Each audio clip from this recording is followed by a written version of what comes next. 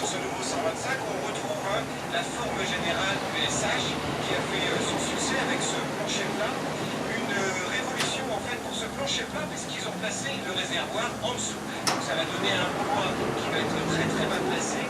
Un poids très bas placé, d'autant plus que le SH 125, comme les petites cylindrées, ne fait que 136 kg. Donc c'est un poids plus pour ce type de machine. Mais ce qu'il faut noter surtout en dessous, c'est qu'on a été très fiers d'avoir présenté son nouveau moteur ESP+, un moteur qui doit consommer encore moins. Et s'il y a une chose sur laquelle Honda a beaucoup travaillé ces dernières années, notamment avec les systèmes de Start and Go, eh bien c'est vraiment des consommations pour les 125 qui sont aux environs des 2 litres au 100. Et vous connaissez les scooters rétro qui sont largement copiés, mais s'il y a une marque qui est très connue pour ses designs révolutionnaires et ses scooters impressionnants, eh bien c'est bien la marque Italjet. Une marque Italjet ici qui innove sur plein de côtés, entre l'amortisseur central, mais vraiment central dans le châssis, jusqu'à ce petit moteur boosté à l'arrière et surtout un design sans équivalent sur le marché et une finition qui va jusqu'à la protection des leviers de frein en haut de la fourche avant. Il n'y a absolument rien de traditionnel. Chez Peugeot, eh bien, la nouveauté c'est surtout un concept, c'est la 3e génération du Metropolis avec ce RS concept et c'est notamment un concept qui préfigure le futur des 3 roues chez Peugeot. Pourquoi? Eh bien parce que le Metropolis est désormais connecté. Et on notera que ce Peugeot est essentiellement fabriqué dans l'usine française de Vendeur.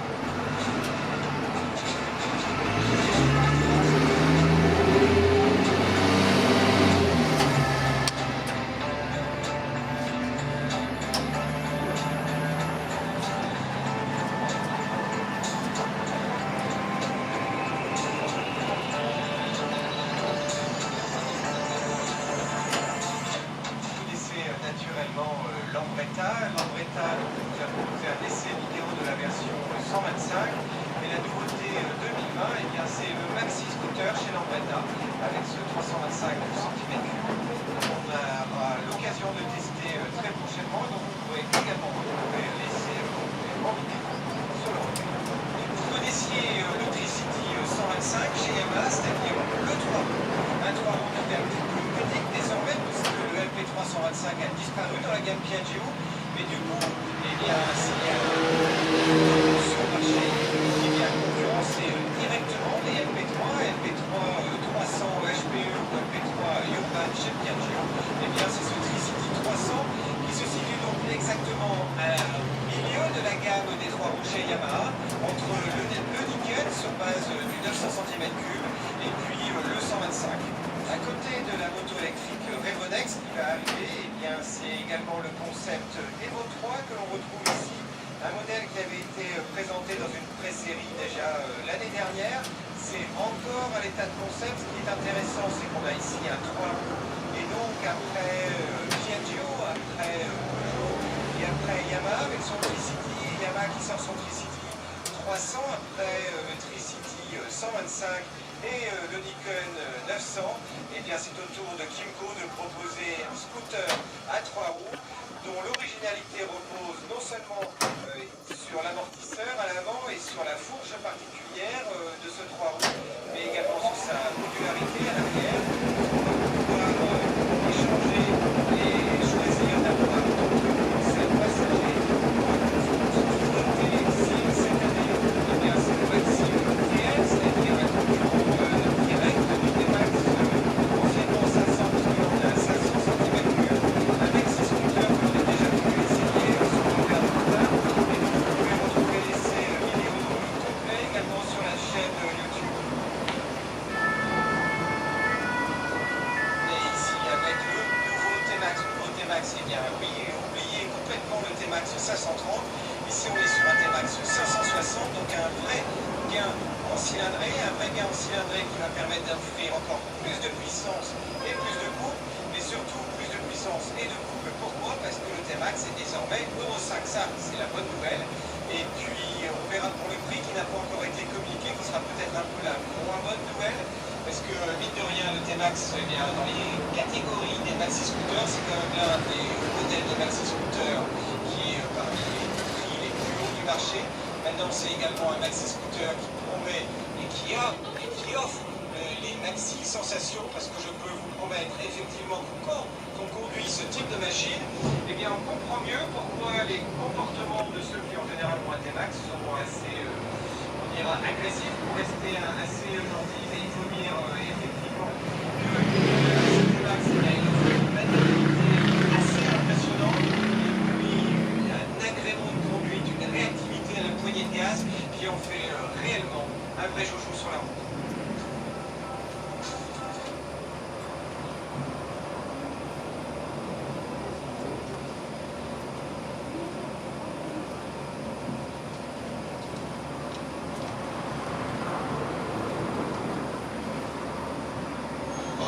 C'est possible.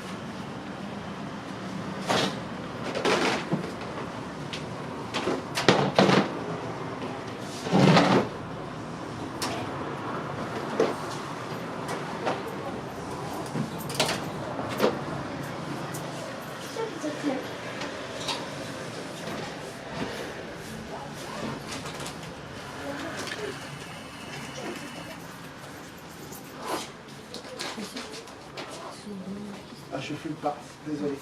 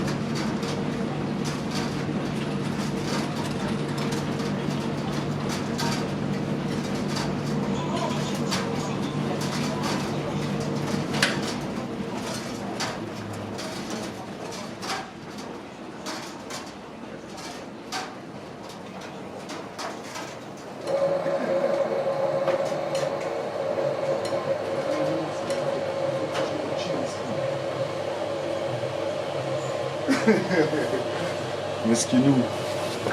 Bah ici, il est